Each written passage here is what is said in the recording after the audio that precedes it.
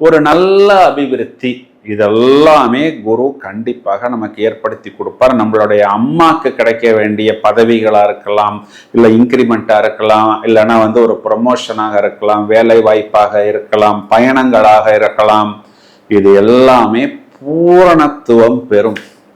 இதெல்லாம் direct benefit. Indirect benefit ஏதாவது இருக்கா அப்படின்னா, இப்போ குரு பயிற்சி ஜூன் பிகினிங், மே லாஸ்ட், அடுத்து வரக்கூடிய நமக்கு ராகு கேது பயிற்சி டிசம்பரில் வருகிறது. டிசம்பர் மாதம் மகரமனைன்னு சொல்லக்கூடிய நம்மளுடைய 2ஆம் வீட்டில் ராகு அமரப் போகிறார். தனம், குடும்பம், வாக்கு.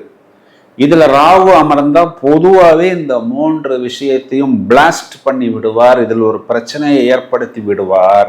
மகரத்துக்கு குரு பார்வை அப்படிங்கும் பொழுது இனி வரக்கூடிய ராகுவையும் குரு பார்க்க தொடங்கி விடுவார். அப்போ ராகுவும் குருவுக்குள் கட்டுப்பட்டு விடும். அதன் பூரணமான ஒளி தத்துவத்தை ராகு பகவானும் டிசம்பர் மாதம் முதல் பெறுவார் அப்படின்னு சொல்வதுதான் நிதர்சனமான உண்மை. ஸோ இதுதான் இன்டைரக்ட் பெனிஃபிட். இதில் நாம் பரிகாரம் அப்படின்னு பார்த்தா பிரத்யேகமாக இதற்குன்னு ஸ்பெஷல் பரிகாரங்கள் தேவையில்லை.